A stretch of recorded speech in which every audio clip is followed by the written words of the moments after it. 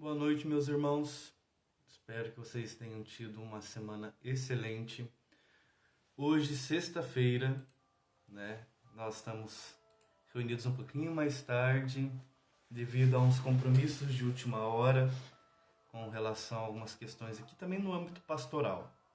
Peço desculpas para vocês por ter trocado o horário, assim, em cima da hora, mas estamos aqui. Pode ser que alguns de vocês não consigam assistir a live agora devido ao horário, mas ela ficará aí salva para que vocês possam depois assistir com mais tranquilidade, caso assim desejem. Então hoje nós vamos dar continuidade ao tema do purgatório, que nós iniciamos na live passada. Hoje eu só vou fazer um desfecho quanto a algumas questões que são importantes para que nós compreendamos. Então, vamos dar início a esse nosso encontro, pedindo as bênçãos de Deus e as luzes do Espírito Santo, ou melhor, a luz do Espírito Santo. Em nome do Pai, do Filho e do Espírito Santo. Amém. Vinde, Espírito Santo, enchei os corações dos vossos fiéis e acendei neles o fogo do vosso amor. Enviai o vosso Espírito, e tudo será criado, e renovareis a face da terra. Oremos. Ó Deus, que instruíste os corações dos vossos fiéis com a luz do Espírito Santo, fazei que apreciemos retamente todas as coisas segundo o mesmo Espírito e gozemos sempre da sua consolação. Por Cristo Senhor nosso. Amém. Ave Maria, cheia de graça, o Senhor é convosco, bendita sois vós entre as mulheres e bendito é o fruto do vosso ventre, Jesus. Santa Maria, Mãe de Deus, rogai por nós, pecadores, agora e na hora de nossa morte. Amém. Espírito Santo de Deus, vinde a nós, iluminai-nos. Nossa Senhora, sede da sabedoria, rogai por nós. Em nome do Pai, do Filho e do Espírito Santo. Amém. Vamos dar boa noite aí pro pessoal que está entrando, Mesmo nesse horário. Que legal, gente. Sejam bem-vindos. Wellington, seja muito bem-vindo. Boa noite, Renata, Maria Cristina, Wagner. Sejam bem-vindos. Maria dos Santos também está aí, que eu já vi, Não apareceu aqui ainda nas mensagens, mas está ali no rostinho dela. Sejam muito bem-vindos. Desculpem o horário, mas é que hoje foi necessário devido a uma reunião que eu tive.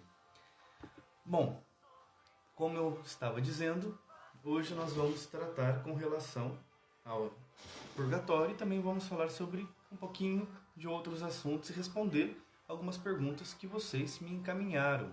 Eu não vou falar os nomes de quem fez as perguntas, porque as perguntas são bem interessantes, mas entram um pouquinho no âmbito pessoal, tá bom? Deixa eu só ver se eu consigo clarear aqui, não sei se a live está escura para vocês, mas para mim está muito escura e eu acho que eu saí sem querer. Não saí não. Ei, Senhor Jesus. Mas tá bom. Bom, acho que está dando para vocês ouvirem e isso é o que importa, Estou falando um pouquinho baixo também por conta do horário, tem meus vizinhos aqui, espero que eu não os atrapalhe. Mas eu não podia deixar de fazer a live para vocês, tudo bem? Gente, vamos lá. Então, como nós vimos lá na nossa live passada, nós tratamos a respeito do purgatório, que é um local de purificação. E nós entendemos por que as almas experimentam este local. Boa noite, Irene. Seja bem-vinda. Maíra. Oi, Maíra. Tudo bem? Então, como nós vimos, o purgatório é esse local de purificação, porque no céu não entra nada impuro. E mesmo que nós confessemos os nossos pecados, nós temos as consequências dele. E também um coração inclinado ao pecado, inclinado à maldade. Então nós precisamos purificar-nos para entrarmos na glória. Porque como vimos na leitura do Apocalipse, lá não entra nada que é impuro. Então o purgatório é esse estado de espírito de purificação.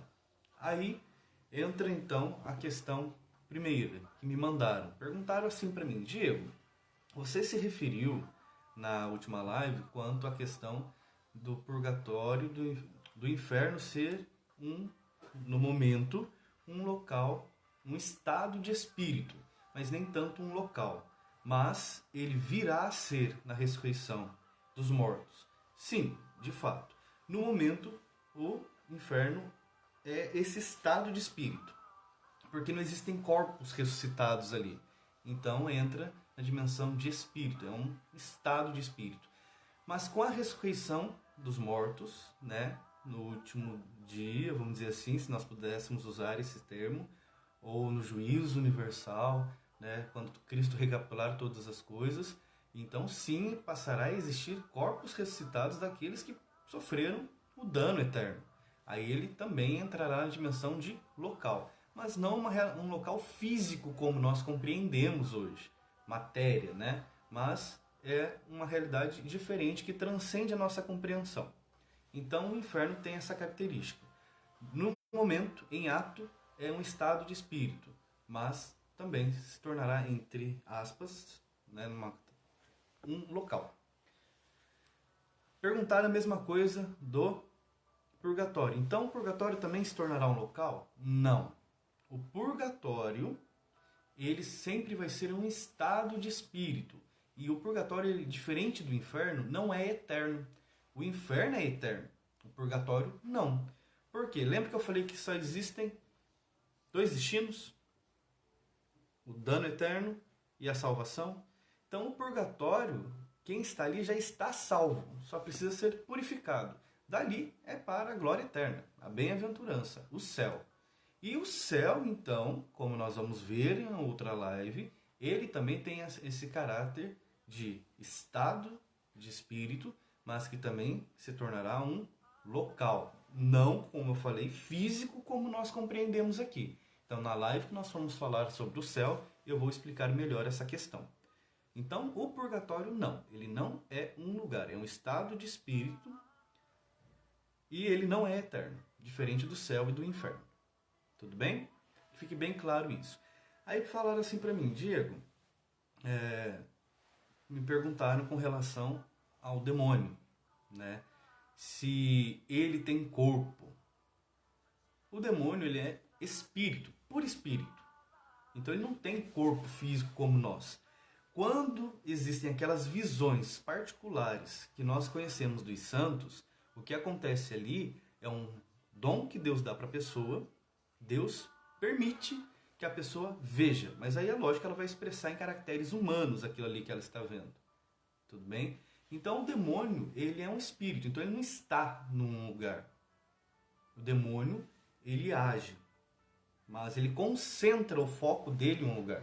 Por isso quando nós falamos assim, aliás, vamos pegar uma passagem bíblica para a gente entender. Lembra lá de quando Cristo ele libertou o possesso e a legião foi para a maneira de porcos? Na verdade, não é que ele saiu daqui e foi para ali. É uma expressão humana que a gente coloca para poder entender. Mas na verdade é que ele focou a força dele maligna em determinado local e depois focou em outra. Porque ele é espírito, né? Ele não está nessa realidade física que nós temos, de estar aqui ou ali. Mas ele focou a força dele, a atuação, a ação dele naquele local. Inclusive, por exemplo, quando nós falamos com relação a objetos, né? Aí respondendo uma outra pergunta que me fizeram, que eu não quis mandar resposta por áudio, porque é bem complexo. Quanto à questão de objetos, ele foca a ação dele em determinadas situações, pessoas. Mas aquele que está em Deus não tem o que temer. Nós temos que ter medo dele, sim, de cedermos à tentação dele. No caso de nos apegarmos a coisas materiais, de nos apegarmos a pessoas, de vivenciarmos aquilo que ele está oferecendo para nós. Nisso a gente tem que ter medo. Mas não que ele vá fazer um mal diretamente a nós no aspecto de nos atingir diretamente, mesmo nós estando em Deus. Não, se nós tivermos uma vida em Deus, Deus é a nossa proteção. Deus é o nosso socorro. Não temos que ter medo. Temos que ter medo de colocar as coisas no lugar de Deus e cedermos à tentação dele. Então ele foca a ação dele em determinado lugar, em determinada circunstância, em determinada pessoa, mas ele não é matéria, ele não tem um corpo, vamos dizer assim. Ele é espírito, puro espírito. Tudo bem? Então, quanto a essas questões que muitas vezes nós ficamos presos, nossa, esse objeto está possuído, que não sei o quê, é a força que ele coloca ali, ele concentra a ação dele ali. Mas é porque a nossa alma está fragilizada ou está cedendo a isso de alguma maneira. Porque a alma que está em Deus está protegida por Deus. Não que nós não soframos, né, muitas vezes os males que ele causa em nosso redor. Mas ele não pode nos atingir diretamente. Lembre-se da palavra de Deus quando o demônio pede para tentar o Jó. Faça o que quiser, mas não toque nele. Tudo bem? Então, nós temos que ter muito claro isso daí. E aí, nós perguntamos, Diego, e os que estão no purgatório? Então, eles estão sendo purificados. Eles estão passando pela purificação. Daí a ideia do fogo, fogo que purifica o ouro e a prata, que purifica a alma, mas é aquele desejo de querer estar em Deus, né? Como eu já havia tentado dar um exemplo, mesmo que superficial, mesmo que frágil, para vocês poderem entender. Mas ali já, quem está ali já está salvo. Entretanto, precisa ainda purificar a sua alma, né? Não, vamos dizer assim, não dever nada da pena temporal. Nos questionamos, mas por que os evangélicos não acreditam nisso? Como havia dito, por N fatores. Existem muitos motivos pelos quais eles não acreditam, mas nós não vamos entrar nesse aspecto aqui porque não nos é interessante neste momento. Mas nós católicos temos como dogma de fé a existência do purgatório a partir também da Sagrada Escritura. Não, como eu falei, que os textos bíblicos digam diretamente do purgatório, mas nos levam a entender e a deduzir a existência dele de fé por meio da revelação daquilo que a tradição nos traz e também por aquilo que o magistério nos ensina. Porque lembra que nós temos 3 fontes de revelação, tá? Então, é dogma de fé. Então, o católico tem que acreditar no purgatório. A partir das deduções, das suposições teológicas que a igreja nos apresenta. Quem está lá, ele tem um tempo de purificação? Sim, ele tem um tempo de purificação. Esse tempo é humanamente calculado? Não. Lembre-se que a categoria de tempo e espaço, tal como nós conhecemos, são categorias humanas. E depois da experiência da morte, essas categorias elas são completamente transformadas. Não existem tal como nós entendemos aqui. Então, há um tempo de purificação? Sim. Se dá esse tempo, não compreendemos. Lembrem-se sempre, a teologia, no seu tratado escatológico, não está preocupada em dizer como é a coisa, ou o que é a coisa, mas qual sentido. Não quer explicar como é o céu, o que é o céu, como é o inferno, o que é até que sim, mas como é não. Mas qual o sentido? Então, o sentido nós podemos pensar. Até porque como é, não sabemos, porque a escatologia não é um futurismo, como eu falei. Nós não passamos lá pela experiência. Temos as visões particulares dos santos? Temos. Mas ali também é uma expressão de sentido. Tanto que eles usam muitas metáforas, símbolos, para tentar expressar aquilo que foi dado a conhecer a eles. Né? Mas aí nós podemos ou não acreditar, porque é uma revelação particular. A revelação plena daquilo que o dado revelado que a igreja ensina já é crível como da igreja. Né? Mas enfim, aí aqueles que estão lá, nós podemos fazer algo por eles? Porque quem foi condenado ao inferno, não. Não temos mais nada que fazer, até porque, como eu expliquei, eles não querem. Quem está no céu não precisa de mais nada. Mas quem está no purgatório, elas mesmas, essas almas, não podem fazer nada por si, uma vez que o tempo de escolha foi aqui. Aqui que elas optaram, aqui que elas escolheram e aqui que elas agiram. Então, depois da morte, que nós vamos imediatamente para o juízo particular, não há mais tempo de escolhas, não há mais o que fazer. Há o que experimentar, viver e sentir. Então, essas almas por si não podem fazer mais nada. Tem apenas que experimentar e viver essa purificação da alma. Mas nós que estamos aqui, podemos fazer por elas. Assim como podemos fazer por nós mesmos. Então a gente tem que entender essa ligação da igreja militante, que somos nós, que caminhamos nesse mundo, rumo ao céu, a igreja padecente, aquela que padece no purgatório, né? Que é a igreja que está lá no purgatório, as almas do purgatório pelas quais nós rezamos, e tem a igreja triunfante, aquela que está na glória, os santos, que já estão contemplando a Deus, né? A visão beatífica. Então, aqueles que estão no purgatório, nós rezamos. E aí é aquilo que eu expliquei. Nós, católicos, quando rezamos pelas almas do purgatório, nós não rezamos para que elas sejam salvas. porque elas já estão salvas, estão apenas se purificando. Nós rezamos pelo alívio e pela diminuição do tempo de purificação ali no purgatório. Aí a gente se pergunta, mas Diego, onde que está isso? O que fundamenta isso daí para a nossa prática? Como nós sabemos, a nossa igreja reza pelos finados, né? Reza pelos fiéis defuntos. Rezamos pelos nossos entes queridos.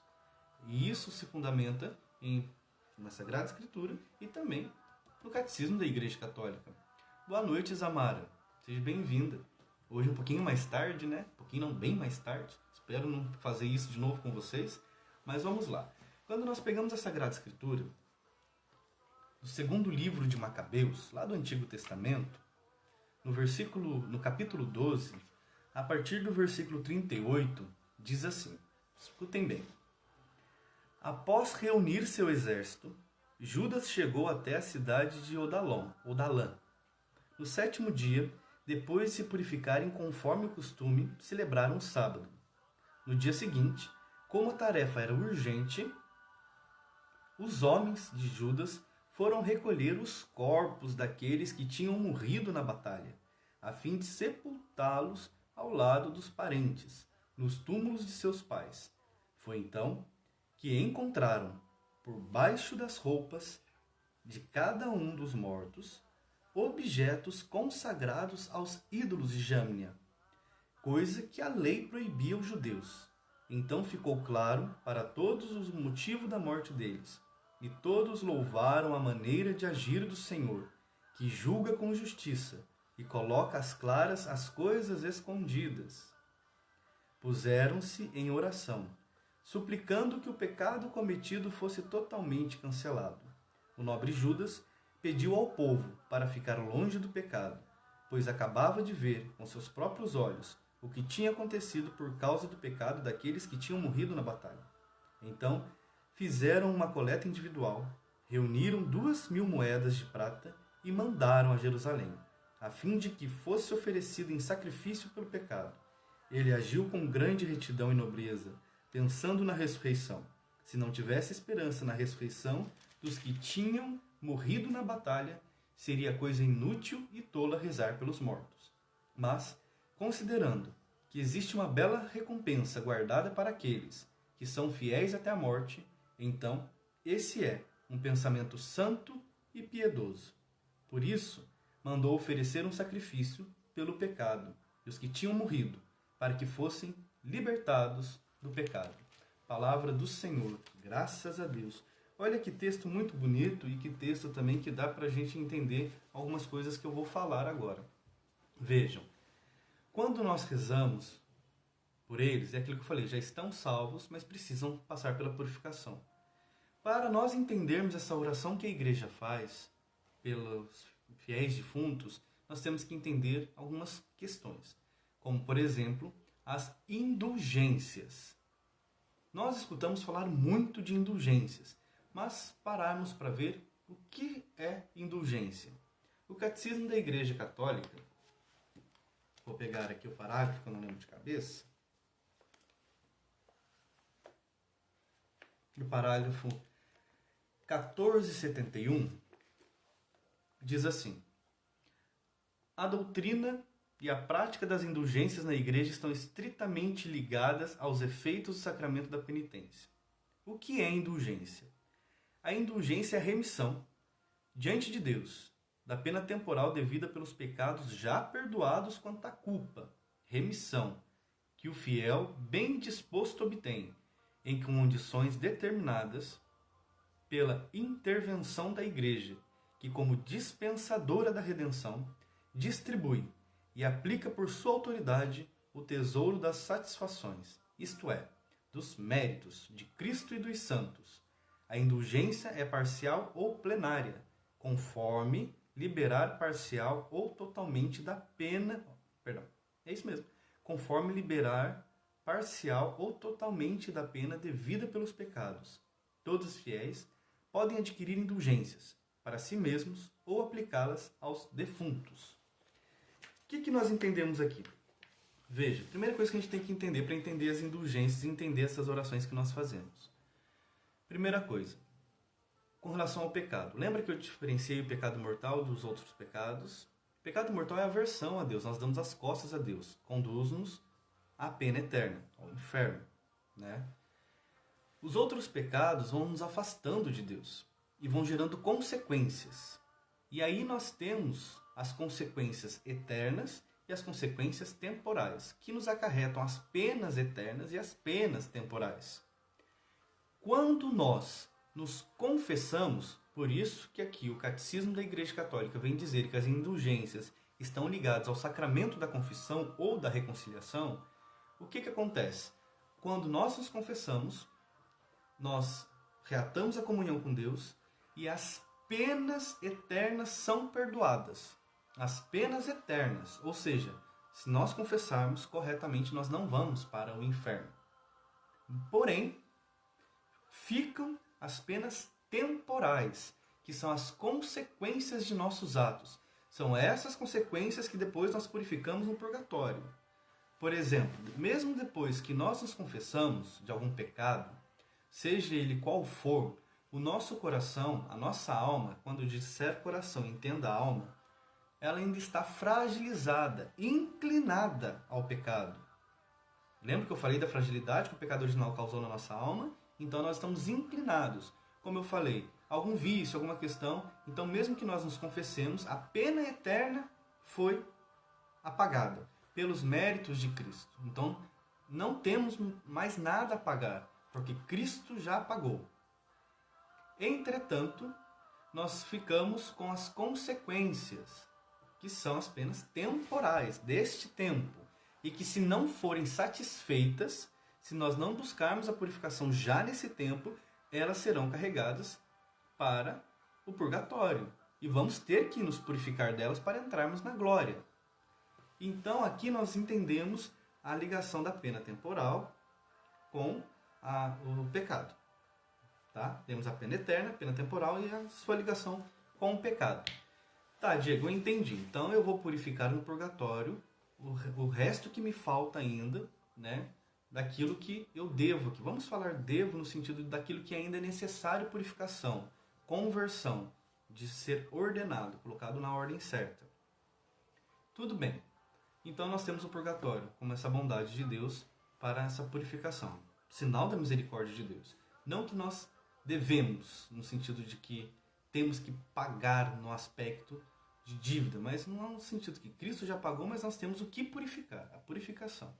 Bem ordenar a nossa alma a Deus. Nisso, o que acontece? Aqueles que estão no purgatório, por si, não podem fazer nada, apenas passar por essa purificação. Sinal do amor e da misericórdia de Deus, que já salvou. A igreja, quando ela se refere às indulgências, é esse alívio dos sofrimentos, no sentido da purificação, e também da diminuição. Mas o que acontece se uma vez eles já estão lá e não podem fazer mais nada? Aí nós temos que entender a comunhão dos santos. Como que nós entendemos a comunhão dos santos? Aí nós temos que entender o que é o corpo místico de Cristo. A igreja é o corpo místico de Cristo. E aí a igreja militante, que somos nós que estamos no mundo. A igreja padecente, que é aquela que está no purgatório. E a igreja triunfante compõem o mesmo corpo. Então não tem como eu pegar, separar a minha mão, deixar ela aqui para eu ir para lá. Ela vai junto comigo. Então o corpo permanece unido. É o que o apóstolo fala. Somos membros uns dos outros. Então aquele que está na glória, aquele que está no purgatório, compõe o corpo místico de Cristo. Então aquilo que o corpo sente é aquilo que todo o corpo vai sentir. Aquilo que um membro sente é o que todo o corpo vai sentir. Aquilo que um membro é beneficiado ou cuidado, todo o corpo vai sentir. Mas também se um membro padece, o corpo todo vai padecer. Estão entendendo como que não dá para a gente separar? A igreja é o corpo místico de Cristo. Os que caminham nesta terra, os que padecem no purgatório e aqueles que estão na glória. Então é a comunhão. Então a igreja é uma comunhão. E mesmo depois da morte, os santos continuam em comunhão com a igreja. Mas aí tudo bem, Diego. Agora eu entendi a questão da comunhão. Nesse aspecto aí da igreja triunfante, da igreja padecente e da igreja militante. Somos um corpo. Então estamos unidos. Já sei disso. Mas e as indulgências? Como que vai atingir e chegar ali até o fiel que está no purgatório. Para isso nós temos que entender a história da igreja e, em particular, a história do sacramento da reconciliação. Não vou entrar aqui em muitas questões históricas, mas vou pegar a parte que nos interessa. O sacramento da confissão, da reconciliação, que eu prefiro chamá-lo assim, esse sacramento, ele, assim como todos os demais, teve um caminhar histórico e a sua prática também foi mudando com o tempo. Em determinado período, a prática do sacramento da reconciliação ela era inversa da que nós temos hoje. Hoje, o que nós fazemos? Nós pecamos, confessamos, recebemos o perdão e aí tem a satisfação, né? Nós vamos exatamente resolver as consequências. Nós vamos buscar mudar, nós vamos buscar a conversão e corrigir os nossos atos. Tudo bem? Então, haverá esse aspecto. Precisa da satisfação e precisa também do reparo das consequências, para que o sacramento ele alcance a sua plenitude em nós. Porque senão, se não houver conversão, se não tiver contrição, se não tiver reparação, o sacramento, ele ali, né, não alcança a plenitude da graça dele. Isso a gente pode ter certeza. Se eu me confesso sem me converter, sem me arrepender, o sacramento é nulo. Porque ele requer a conversão, requer a reparação, requer a satisfação. Então, o que acontece? As penas temporais, elas vão sendo sanadas exatamente nessa satisfação, tá? Ali, para quem foi para o purgatório, já não tem mais como satisfazê-las nesta vida, então vai satisfazer lá. E voltando então ao sacramento da reconciliação. Hoje é assim. Antigamente, num período da história da igreja, o sacramento da reconciliação aconteceu o contrário. Ao padre, dizendo que tinha pecado, e havia então a reparação de seus atos. Primeiro ele reparava o ato.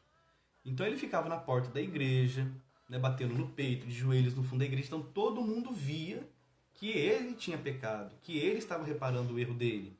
Então ali se expunha mesmo, né? E aí depois dessa reparação, depois dessa satisfação, que aí o fiel ele era inserido de novo na comunhão. Hoje a gente é inserido na comunhão para depois reparar e satisfazer. Antes, não. Certo?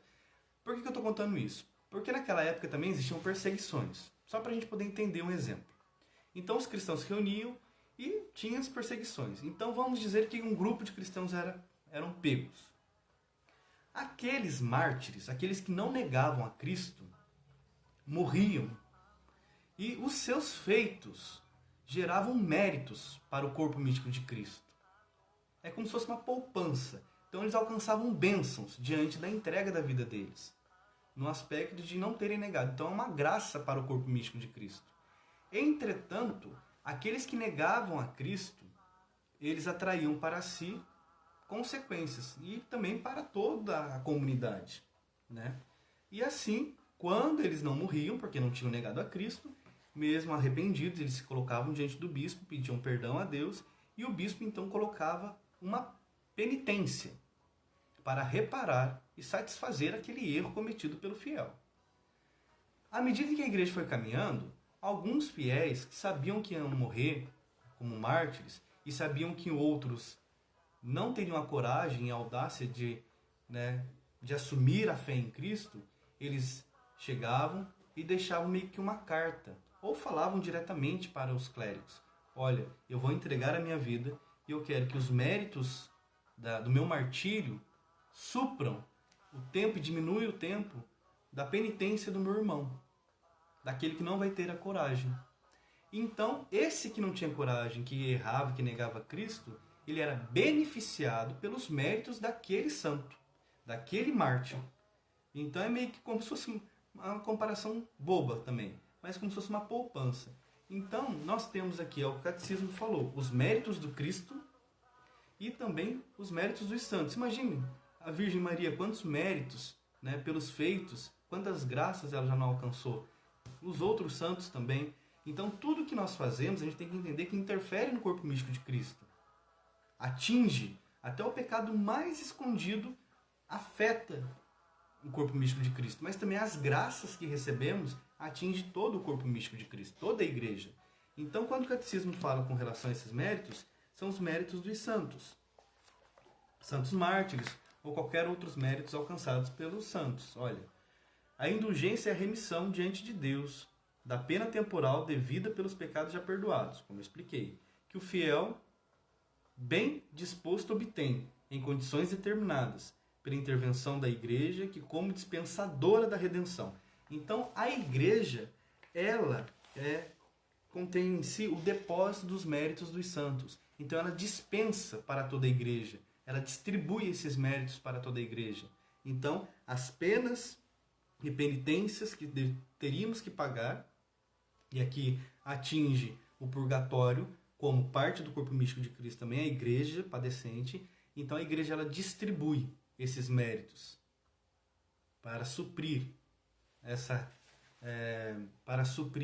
acabei de falar o termo, esqueci. Olha para você ver, a cabeça não está ajudando, é o tempo. Para suprir a satisfação necessária. Então a igreja ela dispensa esses méritos, os feitos dos santos, as graças alcançadas, né? Então ela vai dispensando, vai distribuindo conforme ela entende, conforme ela vê a necessidade e também conforme a disposição de cada fiel que recebe essa graça da indulgência. Então, quando nós pegamos o texto da Sagrada Escritura, que o texto fala que Judas fez a coleta, então a coleta seria esses méritos dos santos e que ele oferta a Deus, né? E aí Deus ele vem por meio disso em socorro. Ele vem aliviar, vem satisfazer aquela necessidade. E aí o que acontece então? A igreja como dispensadora, ela coloca algumas exigências para alcançarmos essas indulgências. Essas indulgências que nós recebemos da igreja por meio dos méritos dos santos, elas servem para nós e servem para os que estão no purgatório. Para nós, de forma pessoal, para aliviar exatamente, para diminuir as penas temporais. E para os que estão no purgatório, do mesmo sentido. Por que não eu não posso oferecer uma indulgência para um irmão que ainda está vivo? Porque ele ainda está no tempo de escolha dele. Ele ainda há tempo de conversão, diferente daquele que está no purgatório. Mas por que para mim serve? Porque a escolha foi feita por mim. Então é um ato livre. Então ela vem também para mim, para aliviar essas penas, nas quais eu vou ter que satisfazer. Tudo bem? Então, aqui está a justificativa. E aí quando a gente vê que ele fala que olhou nos corpos e entendeu a morte, essa morte, nós podemos entender as penas eternas, as penas temporais também carregadas no pós-morte, né? Pós-morte que eu digo assim, na eternidade, ali na presença, ou no purgatório. Então, ele oferece a oração, ele oferece o sacrifício, né? Tendo em vista os méritos que ele adquiriu ali. Então, a igreja, como detentora desses méritos dos santos, ela distribui para a igreja padecente, para a igreja militante. A indulgência ela pode ser plenária ou parcial. Parcial alivia parte, né? A plenária retira, já é plena, satisfaz tudo. Então retira, é capaz de retirar a alma do purgatório e levá-la direto ao céu. Muito legal isso daí, né? Exatamente pelos méritos dos santos. Então a gente tem que entender a comunhão dos santos para entendermos a indulgência e entendermos também a oração pelos nossos irmãos que estão no purgatório. E devemos buscar rezar por eles, rezar pelo alívio, rezar pela diminuição do tempo e buscar sempre que possível as indulgências plenárias ou parciais, quando a igreja nos possibilita. E ela nos possibilita em várias ocasiões, desde que nós sigamos ali as exigências para alcançarmos essas indulgências. Espero que tenha ficado para vocês aí, claro, porque às vezes a gente escuta tanto falar e a gente não sabe, né? A gente não consegue entender o que é indulgência, como ela funciona. Então, umas comparações simples assim, eu acho que é possível a gente compreender um pouquinho para a gente viver melhor a nossa fé, rezar por aqueles que precisam e também alcançarmos a nossa própria salvação, né? Que nos é dada pelos méritos de Cristo, mas que também exige também a nossa ação, a nossa liberdade. Tudo bem, meus irmãos? Então, fica aqui a questão do purgatório para nós. Espero que vocês tenham compreendido a questão do purgatório e também a questão das indulgências. E como vocês viram, rezar pelos nossos finados, rezar pelos nossos entes queridos, é uma prática que a igreja tem há muito tempo. E mais uma coisa também. Já me perguntaram assim, mas Diego, as indulgências, elas foram condenadas, os protestantes não gostam das indulgências, a igreja errou muito com relação às indulgências lá no passado. Entendam, eu já falei aqui uma vez, e repito, a igreja é santa, a doutrina da igreja é santa. Quem erra, quem falha, quem comete pecado são os filhos da igreja, somos nós. Então, a indulgência é um remédio, poderíamos dizer assim. E um remédio não é porque o farmacêutico ele cobrou muito caro por esse remédio, ou que ele roubou, que ele explorou, que o remédio não é bom, que o remédio não vai fazer efeito. Vai. Então a doutrina permanece a mesma. O remédio é bom, aquilo que a igreja oferece é bom. Se a maneira da igreja, ou de alguns filhos da igreja, vamos falar filhos da igreja, a maneira com a qual os filhos da igreja, os padres, bispos ou outros, lidaram com essas questões no passado, não tira os méritos das indulgências dos sacramentos. Não tira, fala e ensina a respeito.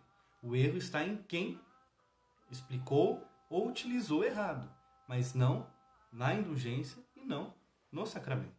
Então a gente tem que entender isso daí.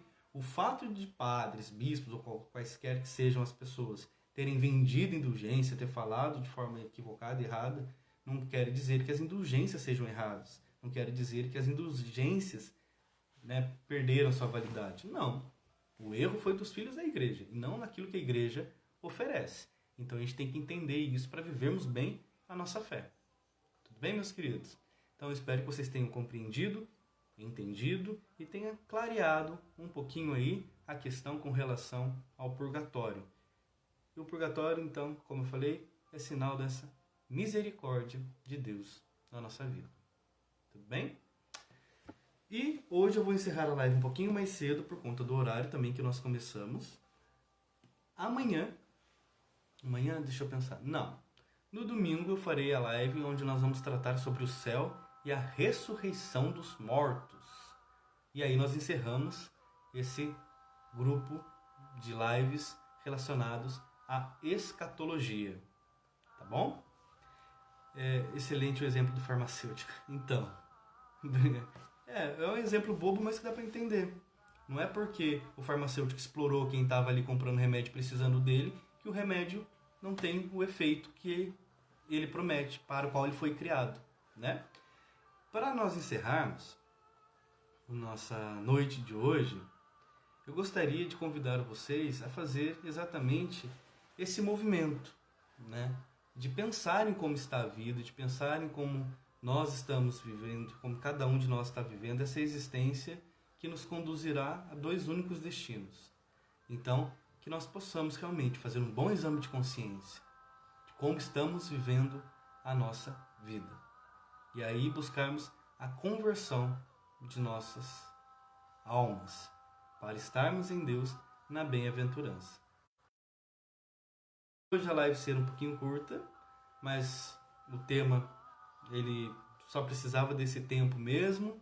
Não vou entrar aqui na questão do céu, questão da carne, porque senão eu vou ter que encerrá-la logo. E aí é bom deixar para uma live completa, né? Onde a gente vai falar só sobre o céu e a ressurreição da carne, porque senão fica sempre picado assim. E não é tão legal. Então encerramos aqui o purgatório e na próxima live encerramos então o conteúdo da escatologia e vamos entrar em outros conteúdos conforme vocês forem escolhendo.